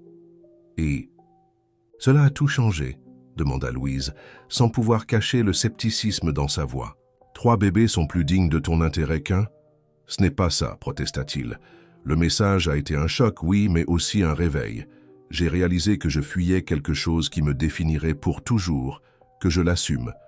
Ou non, je suis le père de ces enfants. Si je m'éloignais maintenant, quel genre d'homme serais-je? Quel genre de médecin qui a juré de consacrer sa vie à prendre soin des autres, mais à abandonner ses propres enfants? Il y avait une sincérité dans ces mots que Louise n'attendait pas. Le Marcel qu'elle avait connu était toujours si contrôlé, si rationnel. Cet homme devant elle semblait vulnérable, presque brisé. « Je ne te demande pas de me pardonner, continua-t-il. Je ne m'attends pas non plus à ce que nous revenions à ce que nous étions avant. Je veux juste la chance de faire partie de leur vie, d'assumer ma responsabilité, d'essayer d'être un père présent, même si c'est à distance. » À distance? Si tu le préfères ainsi. Je comprends si tu ne veux pas de moi près de toi, mais je veux que tu saches que je suis prêt à faire ce qu'il faut. Un soutien financier, bien sûr, mais plus que cela. Je veux être présent aux consultations médicales, aux décisions importantes, dans leur quotidien, si tu le permets. Louise l'observa en silence, essayant de traiter tout ce qu'elle entendait. Une partie d'elle voulait croire, voulait accepter cette offre de paix, de partenariat dans l'éducation des enfants. Une autre partie, cependant, se souvenait vivement de la douleur de l'abandon, de la façon dont il avait écarté tout ce qu'ils avaient construit ensemble. « Comment puis-je te faire confiance, Marcel? Comment puis-je savoir que tu ne vas pas paniquer à nouveau quand les choses deviendront difficiles? Parce qu'elles le deviendront. 3 nouveau-nés, ce n'est pas une plaisanterie. Je ne peux pas le prouver avec des mots, admit-il, seulement avec des actions au fil du temps. Mais je suis déterminé à essayer. J'ai beaucoup réfléchi ces dernières semaines, réévaluant mes priorités, mes valeurs. J'ai réalisé que je poursuivais une idée de succès qui ne me rend pas heureux, qui ne me réalise pas en tant qu'être humain. Quelque chose dans la façon dont il parlait toucha Louise. C'était le même type de réflexion qu'elle-même avait eue depuis que sa vie avait été bouleversée. « J'ai entendu parler de l'événement que tu as organisé aujourd'hui, » dit-il, la surprenant. « Comment l'as-tu su? Danielle me l'a dit. Je l'ai rencontrée à l'hôpital il y a quelques jours. Elle a mentionné le réseau maternel, parlé du travail incroyable que tu fais. J'étais fière, Louise, même si je n'ai pas le droit de ressentir cela. » La mention de Danielle l'a pris par surprise. Alors son ami s'était réconcilié avec Marcel avant même de la chercher. Y avait-il quelque chose de calculé dans tout cela? Comme s'il lisait ses pensées, Marcel ajouta « Je ne lui ai pas demandé d'intercéder pour moi. En fait, elle m'a bien fait comprendre que j'avais été un parfait idiot et que tu allais de l'avant, construisant quelque chose de significatif sans moi. » Un petit sourire s'échappa des lèvres de Louise. Cela ressemblait à la Danielle qu'elle connaissait. En plus de l'événement, j'ai appris que tu as l'intention de créer une plateforme pour connecter des avocates à des femmes qui ont besoin d'assistance juridique. C'est un projet incroyable. Comment sais-tu cela? J'ai fait des recherches. J'ai trouvé quelques mentions en ligne dans des groupes de droit. Tu fais un impact, Louise. Tu transformes ton expérience en quelque chose qui aide d'autres personnes. C'est admirable. Le compliment semblait sincère, sans aucune trace de condescendance. Louise se sentait partagée. Une partie d'elle appréciait la reconnaissance, une autre se méfiait du changement soudain d'attitude. « Que veux-tu vraiment, Marcel ?» Il hésita un moment, comme s'il rassemblait son courage pour un dernier plongeon. « Je veux aider avec l'événement, avec le réseau maternel, avec tout ce que tu construis. J'ai des contacts à l'hôpital, je peux te connecter à des pédiatres, des obstétriciens, des psychologues qui pourraient participer à de futurs événements. Je peux t'aider à élargir la portée du projet. » De toutes les choses qu'elle s'attendait à entendre, celle-ci était la plus surprenante. Ce n'était pas seulement une tentative de rapprochement personnel, mais un intérêt authentique pour son travail, pour sa nouvelle mission. Pourquoi? Parce que je crois en ce que tu fais, parce que je veux faire partie de quelque chose de significatif, quelque chose qui fait une différence dans la vie des gens, et parce que je veux que nos enfants grandissent fiers de leurs parents, des deux. La mention des enfants, au pluriel, fit instinctivement caresser son ventre à Louise. 3 petites vies qui changeraient tout, qui changeaient déjà tout. « Je ne te demande pas une réponse maintenant, » dit Marcel se levant. « Je sais que tu as besoin de temps pour réfléchir, pour décider si tu peux me faire confiance à nouveau, même si c'est seulement comme partenaire dans ce projet. Juste, considère la possibilité. » En se dirigeant vers la porte, il s'arrêta et se retourna, avec une expression de vulnérabilité que Louise n'avait jamais vue sur son visage. « Je suis désolé, Louise. Pour tout. J'espère qu'un jour tu pourras me pardonner. Même si nous ne sommes plus jamais ce que nous avons été, même si tu ne m'aimes plus jamais, j'espère que nous pourrons construire quelque chose de nouveau. Pour eux. » Et avec ces mots il sortit, laissant Louise seule avec des pensées tourbillonnantes et une décision impossible devant elle. 2 semaines s'étaient écoulées depuis la visite inattendue de Marcel. 2 semaines pendant lesquelles Louise avait oscillé entre méfiance et espoir, entre la douleur du passé et les possibilités d'avenir. Elle n'avait pas répondu immédiatement à sa proposition. Elle avait besoin de temps pour réfléchir, pour peser le pour et le contre, pour consulter ceux en qui elle avait confiance. « Que penses-tu que je devrais faire ?» demanda-t-elle à Monsieur Antoine, lors d'une de ses visites matinales au café Sérénité. Le vieux Portugais, sage comme toujours, considéra la question tout en lui préparant une tisane. « La vie nous offre rarement des solutions parfaites, Louise, seulement des chemins imparfaits que nous devons parcourir du mieux possible. La question n'est pas de savoir s'il mérite une seconde chance, mais si vous êtes disposé à la lui accorder, non pas pour lui, mais pour vous et vos enfants.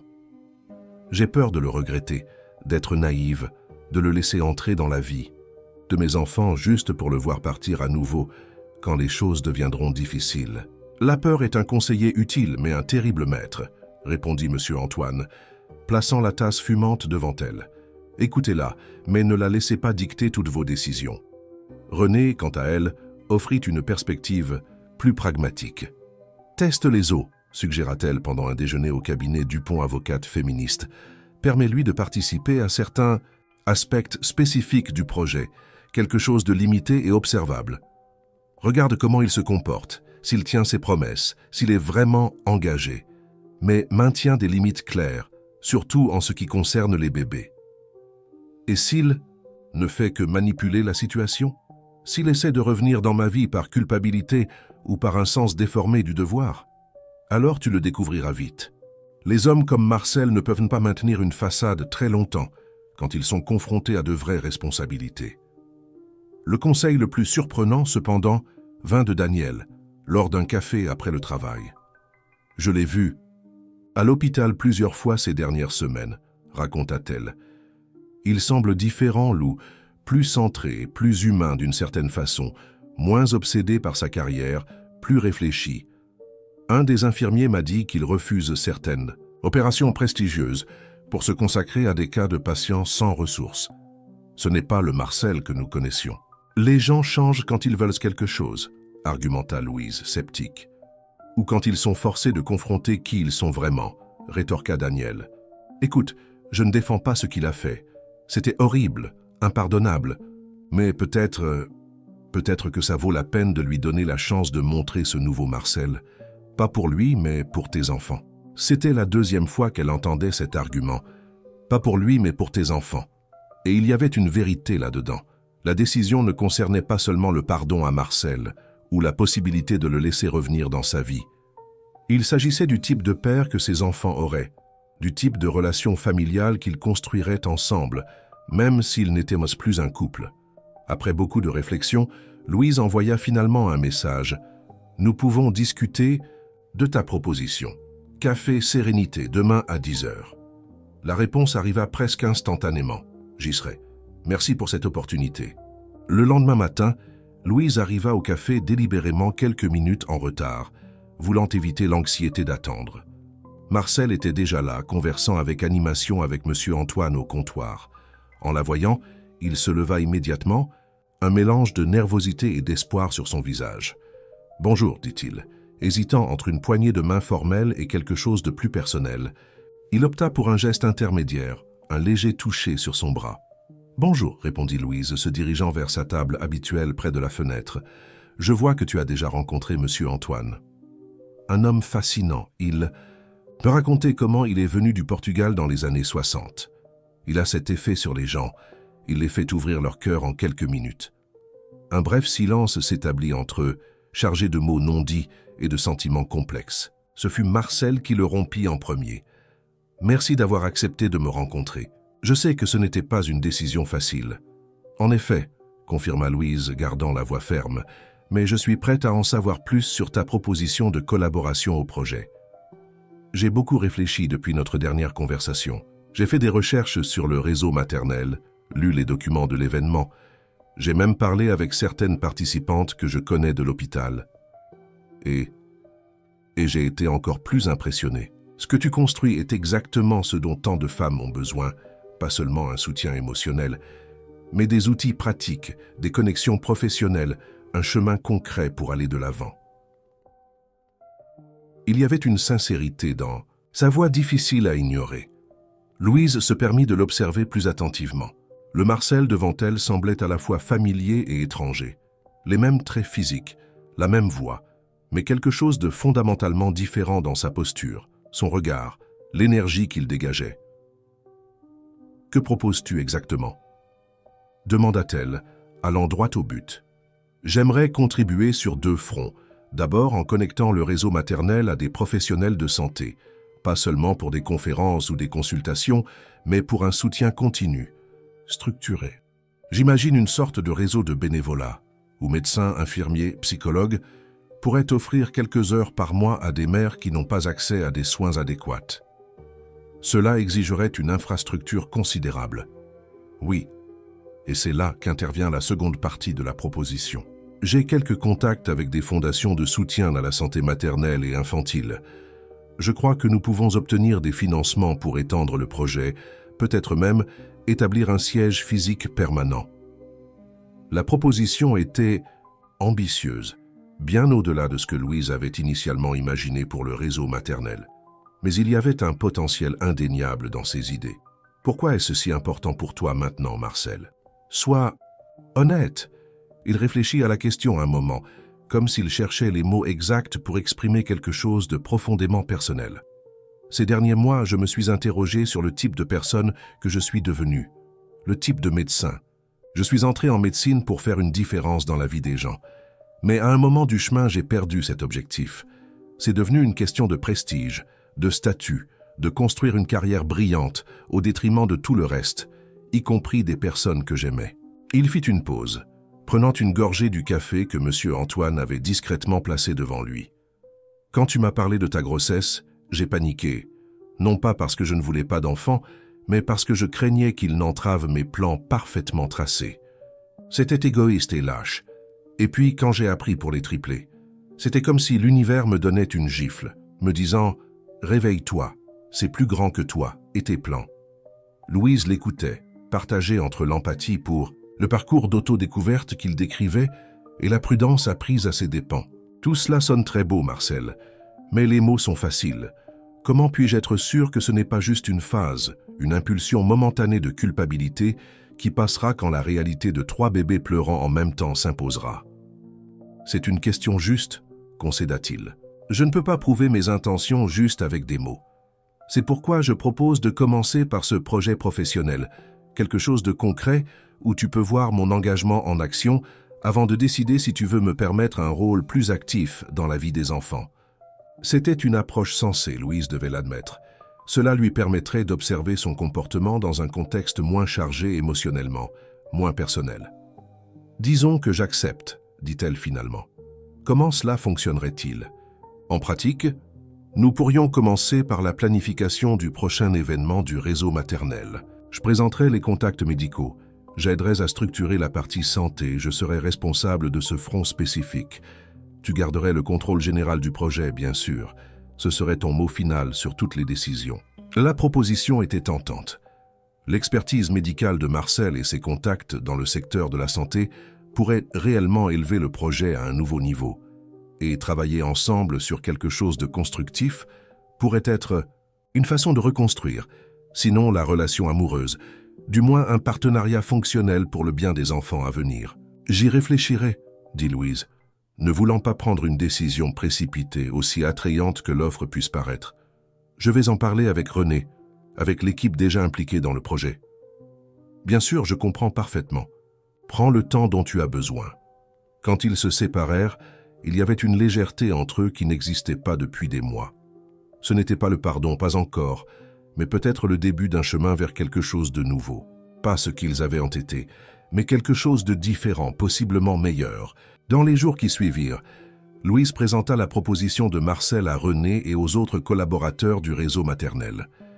Les réactions furent mitigées, de la prudence, principalement, mais aussi la reconnaissance du potentiel d'expansion que ce partenariat représentait. « Je pense que nous devrions essayer », opina René après une longue discussion, avec des limites claires et des attentes bien définies. Si ça ne fonctionne pas, nous pourrons toujours réévaluer. Et ainsi, presque un mois après sa réapparition, Marcel rejoignit officiellement l'équipe du réseau maternel, responsable du domaine de la santé et du bien-être. Le test avait commencé. À la surprise de Louise, et secrètement à son soulagement, Marcel se révéla être un collaborateur exemplaire, professionnel, respectueux des limites établies, respectant les délais et les engagements. Plus que cela, il apportait un enthousiasme authentique au projet, une énergie renouvelée qui contaminait toute l'équipe. En seulement quelques semaines, il réussit à confirmer la participation de médecins renommés pour le prochain événement, à établir des partenariats avec 2 cliniques, pour des soins gratuits aux mères du réseau et a entamé des conversations prometteuses avec une fondation internationale intéressée à financer l'expansion du projet. Il est vraiment engagé, commenta René impressionné, après une réunion particulièrement productive. Je ne l'ai jamais vu ainsi avant, même quand vous étiez ensemble. C'était vrai. Le Marcel qui travaillait maintenant à ses côtés, jour après jour, était différent de l'homme que Louise avait connu et aimé. Il y avait en lui une nouvelle humilité, une disposition à écouter, à apprendre, à collaborer sans avoir besoin de tout contrôler. Peu la méfiance initiale laissait place à un respect renouvelé et peut-être, juste peut-être, au germe de quelque chose qui pourrait un jour refleurir comme de l'affection. Les semaines se transformèrent en mois. Le deuxième événement, du réseau maternel, réalisé quand Louise était à 6 mois de grossesse, fut un succès retentissant, avec 2 fois plus de participantes, une couverture médiatique locale et l'intérêt d'investisseurs sociaux. Le projet qui avait commencé comme une façon pour Louise de gérer sa propre situation se transformait en quelque chose de bien plus grand, avec le potentiel d'impacter des centaines, peut-être des milliers de femmes. Parallèlement à la croissance professionnelle, la relation entre Louise et Marcel évoluait aussi, prudemment. Il commença à l'accompagner aux consultations prénatales, à participer aux cours de préparation à l'accouchement, à aider aux préparatifs pour l'arrivée des triplés. « Nous devons parler de logement », dit-il pendant un dîner de travail, alors qu'il révisait le plan pour le 3e événement du réseau. « Ton appartement est excellent, mais il sera petit pour 3 bébés, et tu auras besoin d'aide dans les premiers mois, peut-être années. »« Je cherche déjà quelque chose de plus grand, » répondit Louise. « Peut-être dans le Marais même, pour rester près du Café Sérénité et du réseau que j'ai construit ici. Et pour l'aide, tes parents viendront de Lyon ? Pour quelques semaines, oui, mais ils ont leur propre vie là-bas, et je ne veux pas engager une inconnue pour s'occuper des bébés, du moins pas initialement. » Marcel hésita, comme s'il considérait soigneusement ses prochains mots. « Je pourrais être plus présent, aider non seulement financièrement, mais physiquement au quotidien. » Louise haussa les sourcils, surprise. « Comment ça?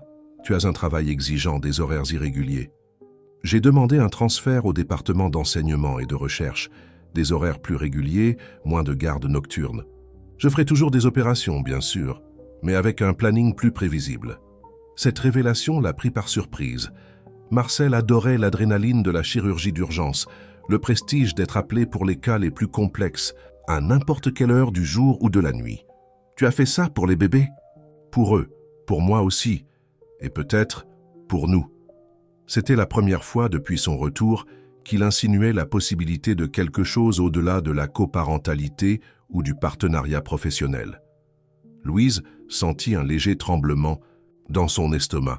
Anxiété, anticipation, peut-être un vestige de l'amour qu'elle avait autrefois ressenti. « Marcel, Tu n'as pas besoin de dire quoi que ce soit maintenant, » l'interrompit-il gentiment. « Je sais que nous reconstruisons encore la confiance, pas à pas. Je voulais juste que tu saches que je suis engagé, envers les bébés, envers le projet et, si tu me le permets un jour, envers toi aussi. » Cette soirée marqua un tournant subtil mais significatif dans leur relation. Il ne redevinrent pas un couple, pas immédiatement, mais ils commencèrent à explorer la possibilité d'un avenir partagé, différent de ce qu'ils avaient initialement prévu mais peut-être plus riche, plus profond. Le grand test arriva 2 semaines avant la date prévue pour l'accouchement. Pendant une réunion du réseau maternel, Louise sentit les premières contractions. Les triplés, apparemment, avaient décidé qu'il était temps de connaître le monde. « L'heure est venue », murmura-t-elle à Marcel, qui entra immédiatement en action, organisant le transport vers l'hôpital, contactant l'équipe médicale, gardant un calme qui surprit tout le monde, y compris lui-même. À l'hôpital, tandis qu'ils attendaient la préparation pour la césarienne, inévitable dans le cas de triplé, Marcel tint fermement la main de Louise. « J'ai peur », admit-elle, se permettant d'être vulnérable devant lui pour la première fois depuis longtemps. « Moi aussi », confessa-t-il, « mais nous sommes ensemble dans cette épreuve et nous y arriverons comme nous avons réussi tout le reste ces derniers mois. » L'accouchement se déroula sans complications. 3 pleurs en bonne santé remplirent la salle d'opération. D'abord Michel, puis Sophie, et enfin Hélène, baptisée en hommage à la défunte épouse de M. Antoine, qui était devenue une figure si importante dans la vie de Louise. Dans les semaines qui suivirent, la théorie fut mise en pratique. 3 nouveau-nés exigeaient une attention constante, des relais de garde, une patience infinie. Marcel, fidèle à sa promesse, était présent à chaque instant, changeant des couches à 3 heures du matin, préparant des biberons, chantant, des berceuses fausses mais sincères. Le plus grand appartement que Louise avait trouvé dans le Marais devint un véritable quartier général. Ses parents vinrent de Lyon pour aider durant les premières semaines. René apparaissait régulièrement avec de la nourriture faite maison et pour donner un répit aux parents épuisés. Monsieur Antoine, autoproclamé grand-père de substitution, visitait presque quotidiennement, apportant des histoires du Portugal et la sagesse tranquille qu'il offrait toujours. « Vous savez, dit-il à Louise lors d'une de ses visites, tandis qu'ils observaient Marcel berçant 2 bébés simultanément sur la terrasse, quand Hélène et moi sommes arrivés en France, nous n'avions rien d'autre que l'un et l'autre. Nous avons construit notre vie de zéro, affronté les préjugés, les difficultés financières, le mal du pays. Mais jamais, pas un seul instant, nous n'avons douté que nous y arriverions. Savez-vous pourquoi? Pourquoi? Parce que nous avions trouvé notre raison d'être. Ce n'était pas seulement survivre, mais construire quelque chose de significatif ensemble.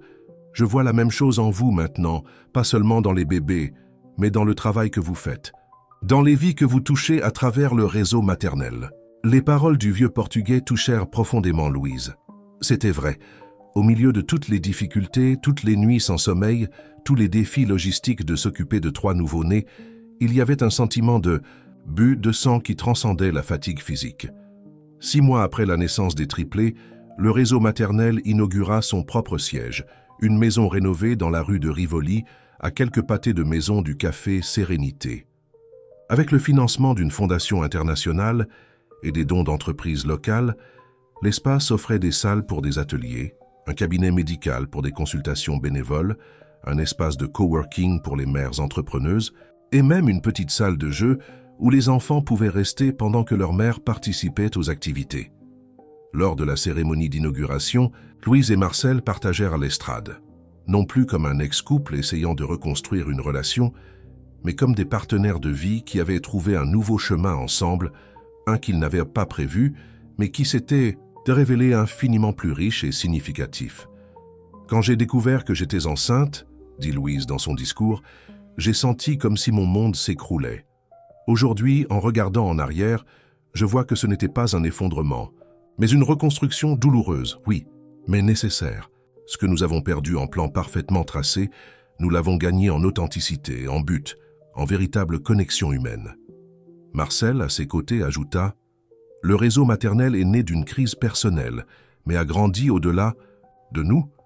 Aujourd'hui, il sert des dizaines de femmes chaque mois, offrant non seulement un soutien émotionnel, mais des outils pratiques pour qu'elles puissent reconstruire leur vie et leur carrière selon leurs propres termes. » Au fond de la salle, M. Antoine observait avec des yeux humides. À ses côtés, René tenait la petite Hélène dans ses bras, tandis que Daniel se relayait entre Michel et Sophie, qui, à 6 mois, montraient déjà des personnalités distinctes et charmantes. « Regardez-les, » murmura René. « Qui l'aurait cru, hein ?» Monsieur Antoine sourit, ce sourire sage qu'il réservait toujours au moment de confirmation de ses intuitions les plus profondes. La vie nous mène par des chemins mystérieux, mais elle nous conduit toujours exactement où nous devons être, même si, au début, cela semble être la fin du monde.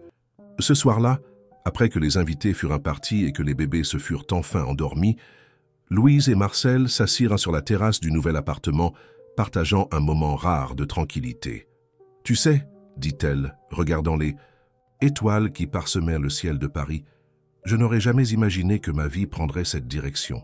3 bébés, une nouvelle entreprise sociale, une perspective complètement différente sur le succès et l'épanouissement. »« Des regrets ?» demanda-t-il avec un demi-sourire. « Pas une seconde, » répondit-elle, tendant la main pour entrelacer ses doigts aux siens. « Parfois, nous devons perdre la carte pour trouver le vrai nord. » Marcel acquiesça, serrant légèrement sa main. « Et parfois, nous devons perdre quelque chose de précieux pour comprendre sa véritable valeur. Le chemin devant eux serait encore plein de défis. 3 enfants grandissant simultanément, un projet en expansion, une relation en constante évolution. Mais maintenant, ils affrontaient tout cela ensemble, non pas comme le couple parfait qu'ils avaient un jour imaginé être, mais comme des partenaires imparfaits, humains, en apprentissage constant. Dans la chambre à côté, 3 petits cœurs battaient à des rythmes légèrement différents, mais en parfaite harmonie avec l'univers qui les avait amenés à la vie, non pas comme un accident ou un obstacle, mais comme des catalyseurs d'une transformation qui dépassait largement les frontières d'une famille et touchait d'innombrables vies autour d'eux. La même société qui avait autrefois jugé Louise pour sa grossesse solitaire l'applaudissait maintenant pour son courage et sa vision. Le même homme qui l'avait abandonnée, au moment de sa plus grande vulnérabilité, était maintenant à ses côtés, construisant avec elle un héritage qui les transcendait tous deux. La même vie qui avait semblé s'effondrer fleurissait maintenant en possibilités auparavant inimaginables. Et au centre de tout cela, une vérité simple mais profonde, que M. Antoine avait si bien résumée des mois auparavant, les plus grandes transformations naissent des plus grandes difficultés.